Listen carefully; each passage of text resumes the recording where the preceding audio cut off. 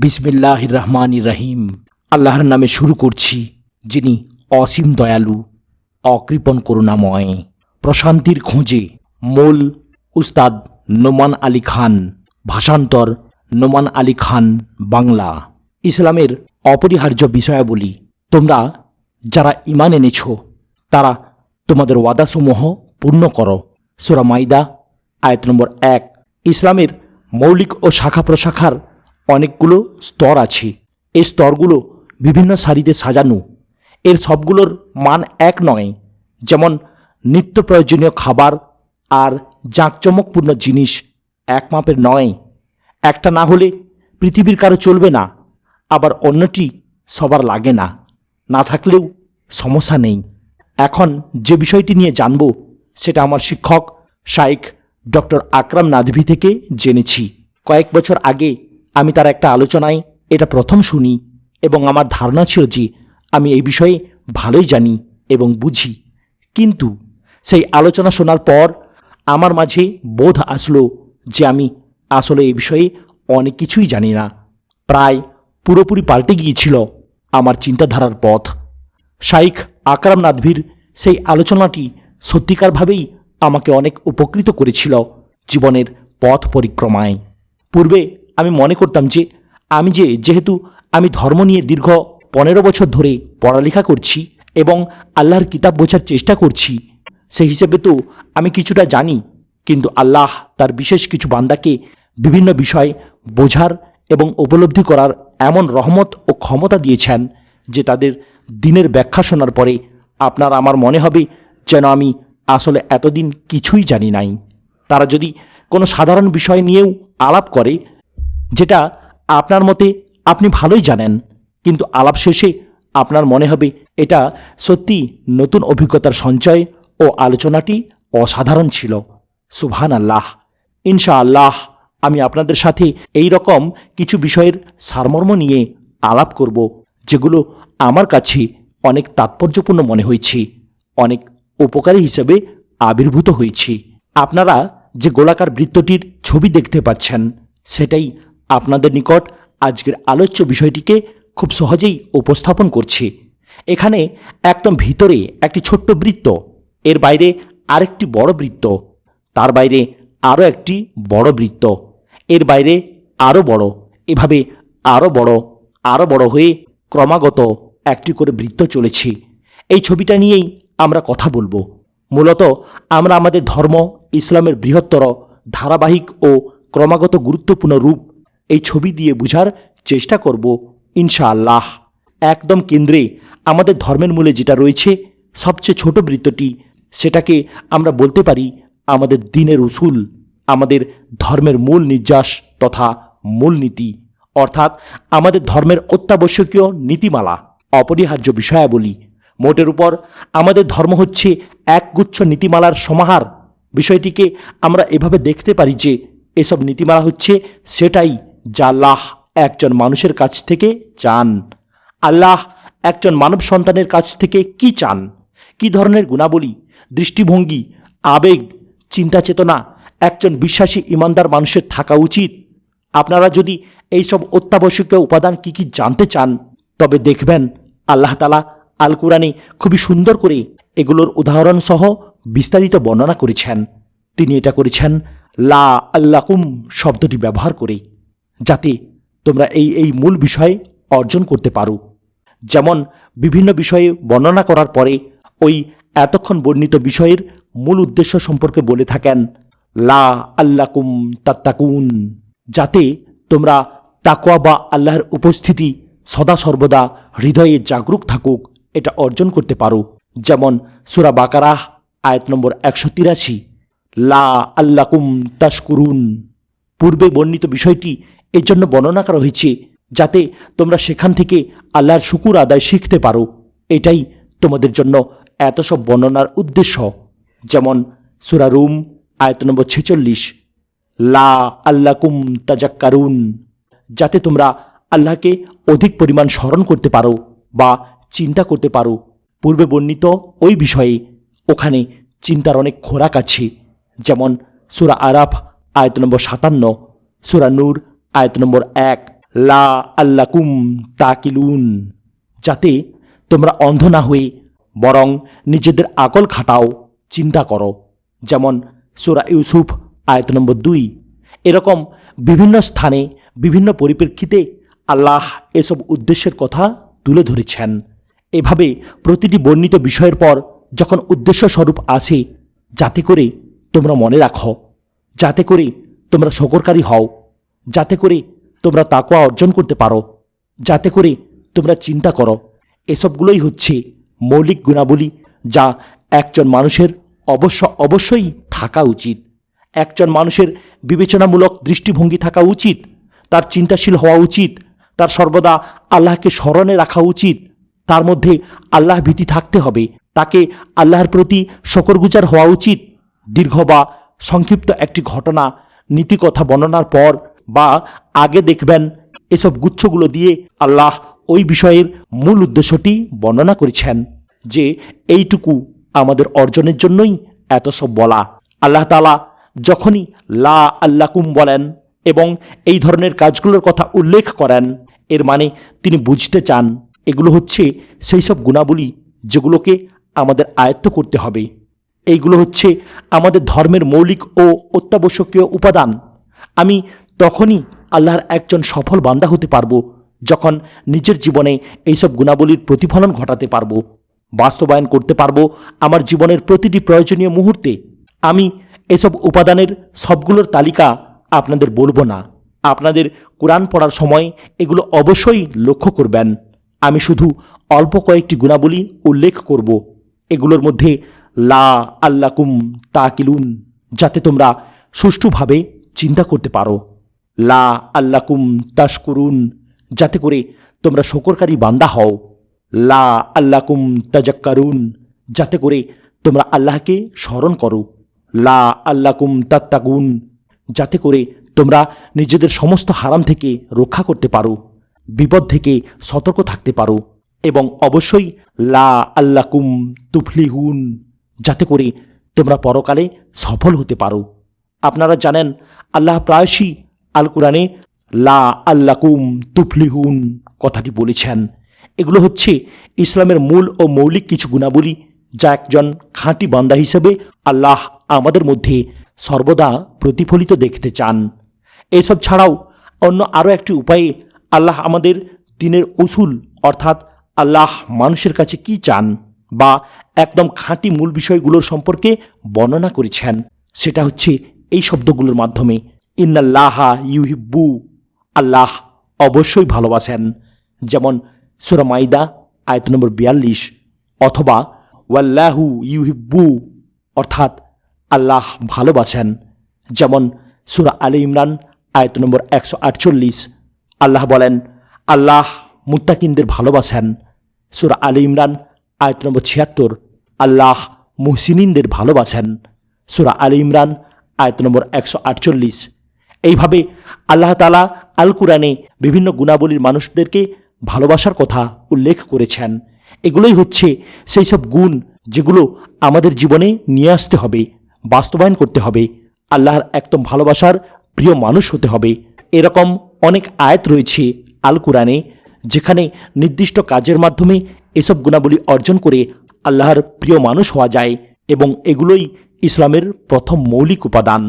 এবং সবশেষে আরও কিছু বাক্যাংশ রয়েছে যেগুলোর মাধ্যমে আল্লাহ বলেন ইন্নাল্লাহা মা আ, অর্থাৎ আল্লাহ সাথে আছেন।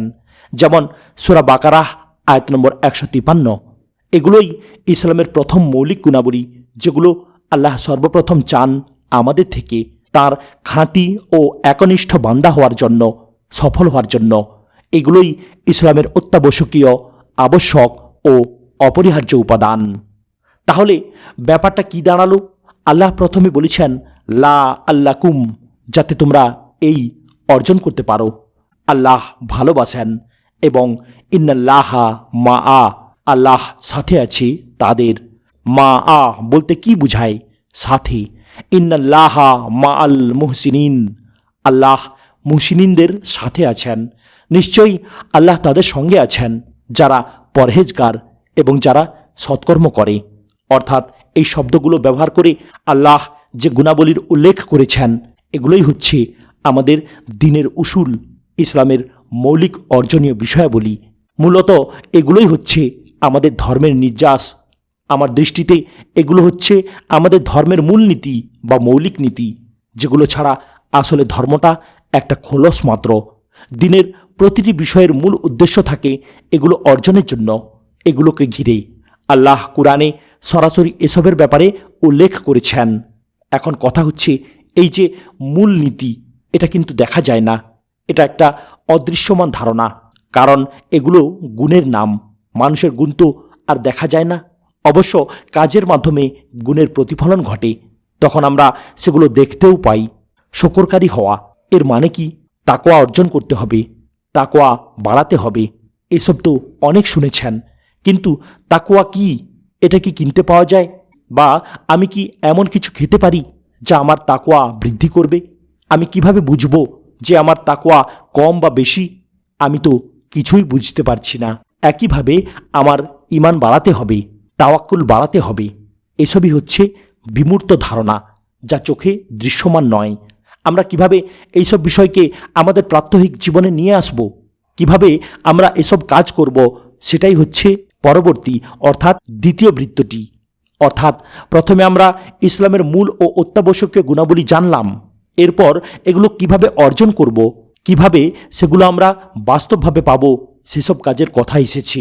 মূল গুণাবলী কিভাবে অর্জন করব, সেই মাধ্যমগুলো কি কি, সেগুলোই এই বৃত্তের বিষয়। দ্বিতীয় বৃত্তটি হচ্ছে মৌলিক বাধ্যবাধকতা, মূল করণীয় এবং মূল বর্জনীয় কাজসমূহ।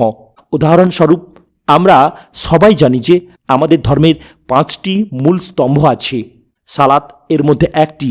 সালাত হচ্ছে মৌলিক করণীয়, কিন্তু প্রকৃতপক্ষে এই বাধ্যবাধকতার মাধ্যমে প্রথম বৃত্তে বর্ণিত ইসলামের অত্যাবশ্যকীয় মূলনীতিগুলোর একটিকে পূরণ করা যায়, অর্জন করা যায়।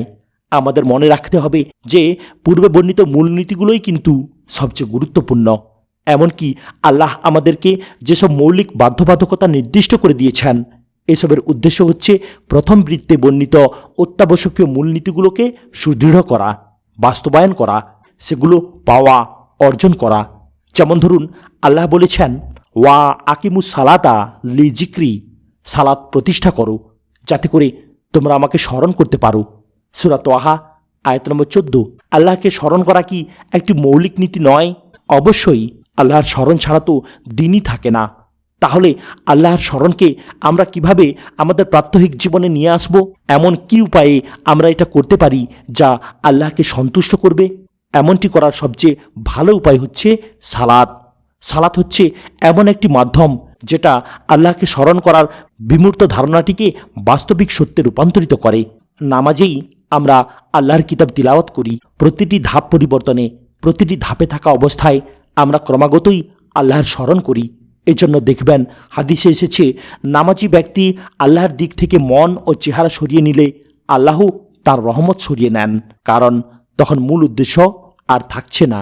আবার দেখুন, সিয়াম পালন করার বিষয়ে আল্লাহ বলেন, কামা কুতিবা আলাল্লাযিনা মিন কাবলিকুম লা আল্লাকুম তাত্তাকুন, তোমাদের উপর সিয়াম ফরজ করা হয়েছে যাতে করে তোমরা তাকওয়া অর্জন করতে পারো। সূরা বাকারাহ আয়াত নম্বর 183। তাকওয়া হচ্ছে বিমূর্ত ধারণা। বাস্তবে এমন কি করা যেতে পারে যেটা তাকওয়ার এই বিমূর্ত ধারণাকে আমার জীবনযাত্রায় প্রতিফলিত করবে? কি সেটা? সিয়াম পালন করা এই ধরনের কাজসমূহের একটি। সিয়াম পালন করতে গিয়ে যেমন আমি আল্লাহর নির্ধারিত হারামকে বর্জন করি, কেউ দেখতে পাবে না এরকম জেনেও গোপনে খাবার খাই না, মিথ্যা বলা থেকে রমাদানে বিরত থাকি, এসবই তো। অর্থাৎ সিয়াম আমাদেরকে মৌলিক গুণ অর্জন করতে অত্যাবশ্যকীয় বাধ্যবাধকতার মাধ্যমের হিসেবে কাজ করছে। মিথ্যা বললেন মানে রোজা রাখা আর না রাখা একই হলো, কারণ সিয়ামের মূল উদ্দেশ্য সমস্ত হারাম অর্থাৎ মিথ্যা, গীবত, সুদ খাওয়া, অশ্লীল কিছু দেখা থেকে বিরত থাকা।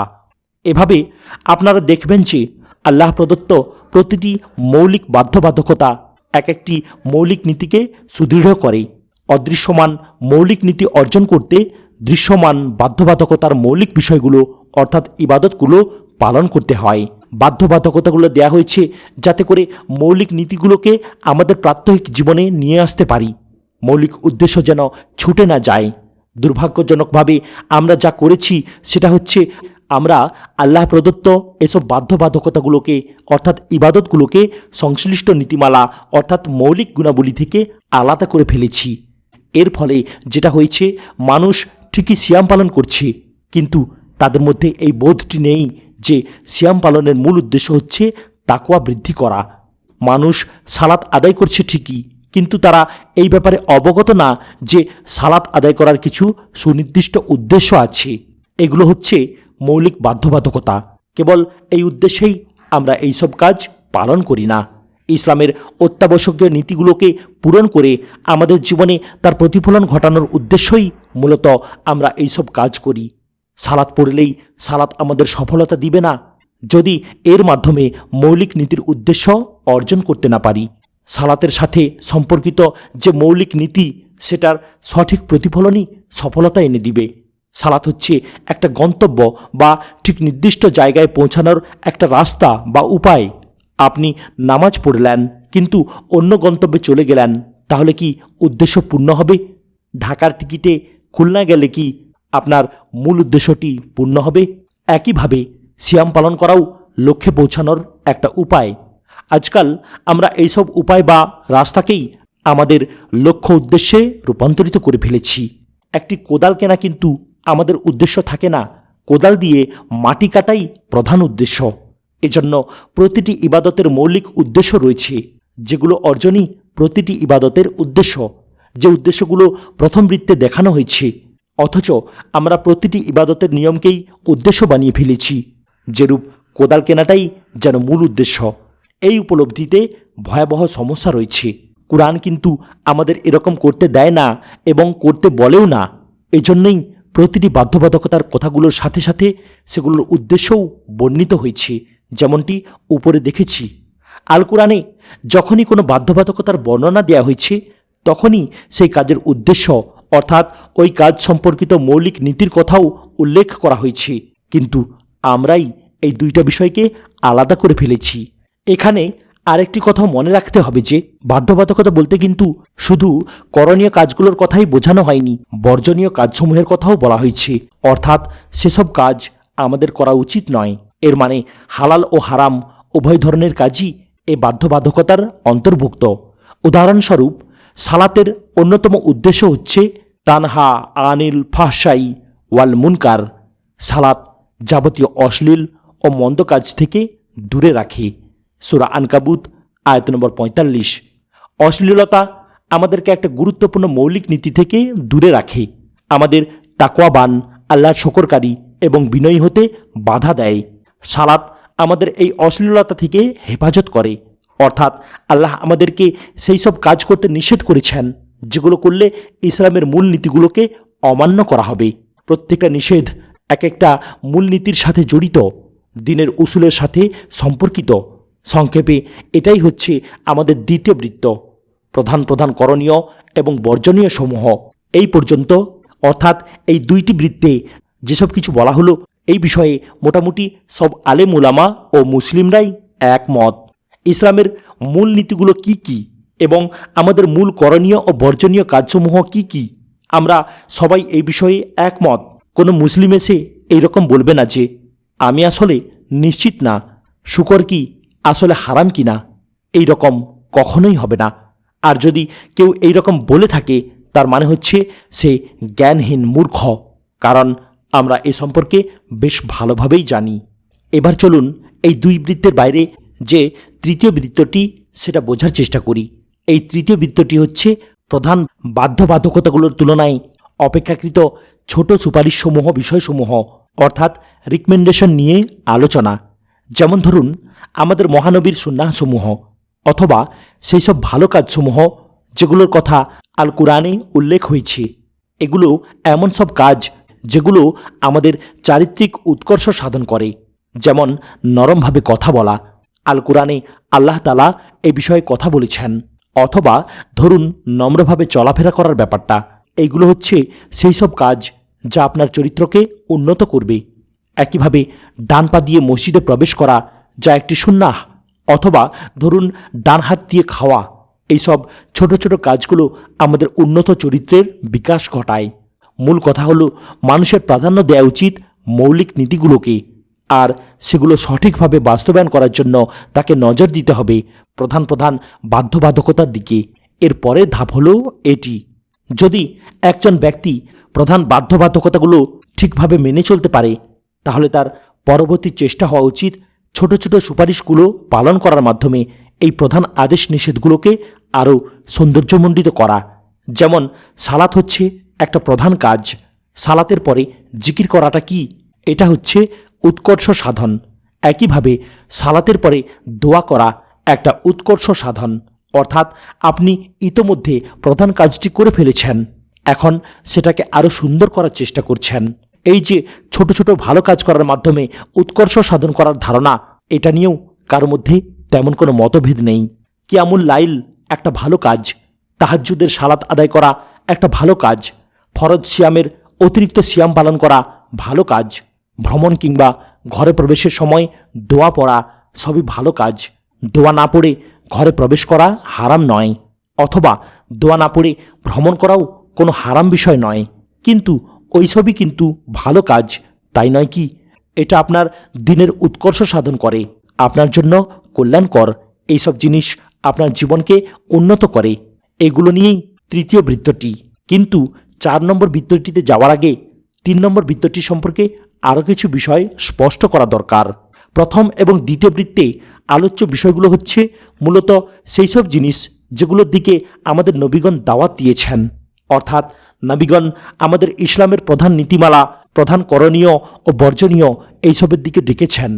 এগুলোই ছিল নবীদের দাওয়াতের মূল দিক। মানুষ যখন এসব মৌলিক বিষয়গুলো মেনে নিয়ে ভালো করে বুঝে আত্মস্থ করতে সক্ষম হলো, এরপরে গিয়ে নবীগণ তাদেরকে এসবের পাশাপাশি উৎকর্ষ সাধনের জন্য আলাদা প্রশিক্ষণ দিতেন।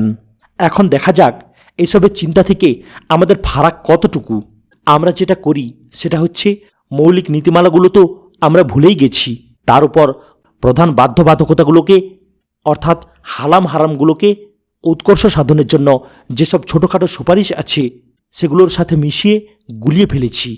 এইভাবে আমরা যারা ইসলাম পালনের দিকে একটু বেশি মনোযোগী, তাদের কাছে এই সম্পূর্ণ গুলিয়ে ফেলা মিশ্রণই যেন এখন প্রধান বিধিনিষেধের বিষয়, অর্থাৎ বাধ্যবাধকতা হয়ে গেছে। ফলে আমাদের বোঝের ইসলাম হয়ে গেছে গোলমেলে, এবং অনেক সময় অন্যের সাথে এগুলো নিয়েই ঝামেলার সৃষ্টি হয়। দিনের মৌলিক বিষয়সমূহ, দিনের উসুলের উদ্দেশ্যগুলোকে সামনে রেখে পালন তো দূরের কথা। যেমন আজকের দিনে অনেক মসজিদেই দেখবেন কেউ হয়তো জোহরের ফরজ সালাত আদায় করেছে কিন্তু সুন্নাত সালাত পড়েনি। আপনি তখন তার পেছনে লেগে যান এবং তাকে প্রশ্ন করেন, কি করছেন আপনি? আপনি সুন্নাত নামাজ পড়েননি কেন? অর্থাৎ আমরা মানুষকে উৎকর্ষ সাধনমূলক কাজগুলো করার জন্য বল প্রয়োগ করছি। মানুষ যদি এই কাজগুলো না করে তাহলে আমরা তাদের পেছনে লাগছি বাধ্যবাধকতা হিসেবে করানোর জন্য। অথচ হাদিসে স্পষ্ট, আল্লাহর জন্য ফরজ নামাজের সময় হলে অন্য কোনো নামাজই নেই, কিন্তু আমরা তাদের নামাজ নিয়ে প্রশ্ন তুলছি, তারা কি করছে কি করেনি এইসব নিয়ে কথা বলছি। এখানে একটি হাদিস দেখতে পাই বিষয়ের সাথে সংশ্লিষ্ট। তালহা ইবনু উবাইদুল্লাহ রাদিয়াল্লাহু তাআলা আনহু থেকে বর্ণনা করেন, তালহা ইবনু উবাইদুল্লাহ রাদিয়াল্লাহু তাআলা আনহু বলেন, নাজদের বাসিন্দা এক ব্যক্তি রাসূলুল্লাহ সাল্লাল্লাহু আলাইহি ওয়াসাল্লামের খিদমতে আসলো। তার মাথার চুলগুলো ছিল এলোমেলো ও বিক্ষিপ্ত। আমরা তার গুনগুন আওয়াজ শুনছিলাম, কিন্তু সে কি বলছিল তা বোঝা যাচ্ছিল না। অতঃপর সে রাসূলুল্লাহ সাল্লাল্লাহু আলাইহি ওয়াসাল্লামের অতি নিকটে এসে ইসলাম সম্পর্কে জিজ্ঞেস করল। রাসূলুল্লাহ সাল্লাল্লাহু আলাইহি ওয়াসাল্লাম বললেন, দিন রাতে 5 ওয়াক্ত সালাত। সে বলল, এছাড়া আমার কোনো কিছু সালাত আছে কি? তিনি বললেন, না, তবে নফল আদায় করতে পারো। এরপর রাসূলুল্লাহ সাল্লাল্লাহু আলাইহি ওয়াসাল্লাম তাকে জাকাত প্রদানের কথাও বললেন। সে জিজ্ঞেস করল, এছাড়া আমার উপর আরও কোনো কর্তব্য আছে কি? তিনি বললেন, না, তবে নফল দান সদকাহ করতে পারো। বর্ণনাকারী বলেন, এরপর লোকটি একথা বলতে বলতে চলে গেল। আমি এর বেশিও করব না আর কমও করব না। তখন রাসূলুল্লাহ সাল্লাল্লাহু আলাইহি ওয়াসাল্লাম বললেন, লোকটি যদি তার কথার সত্যতা প্রমাণ করতে পারে তাহলে সফলকাম হয়েছি। সহিহ মুসলিম ইসলামিক ফাউন্ডেশন 8, ইসলামিক সেন্টার 8। আবার যেমন ধরেন আল কোরআনের বিশুদ্ধ উচ্চারণ, এইটা কিন্তু দ্বিতীয় বৃত্তের মধ্যেও নাই, এটা তৃতীয় বৃত্তের অন্তর্ভুক্ত।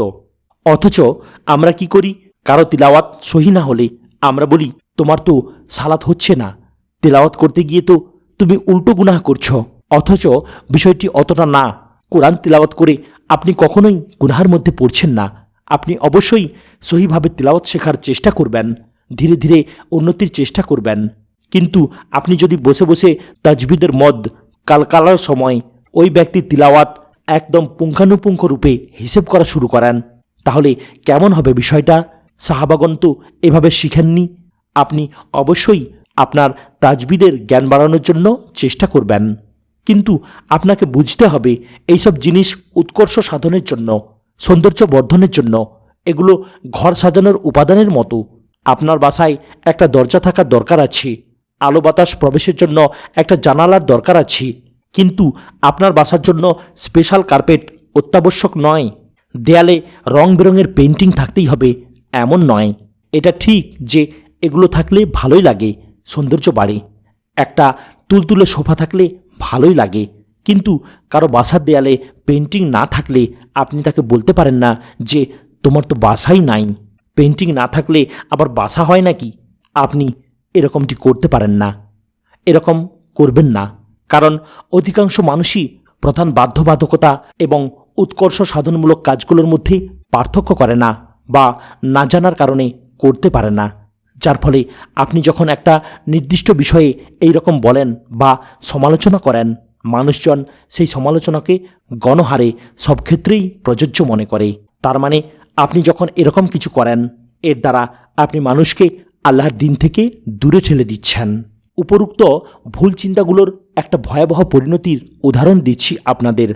আমাদের মধ্যে এক ধরনের মানুষ আছেন যাদের মতে মোটামুটি সব কিছুই হারাম।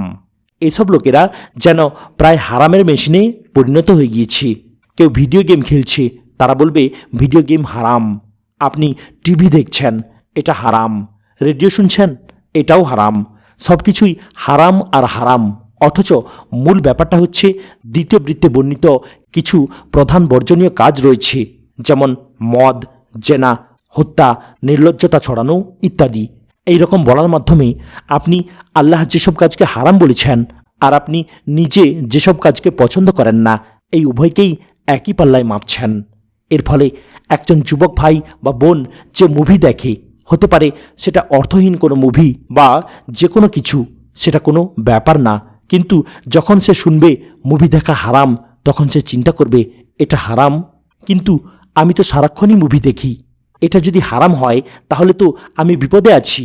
আর যেহেতু আমি প্রচুর মুভি দেখি, তার মানে আমি তো আসলেই অনেক বড় বিপদে আছি। আর বিপদে যখন আছি, অন্য হারামগুলোও তাহলে করি।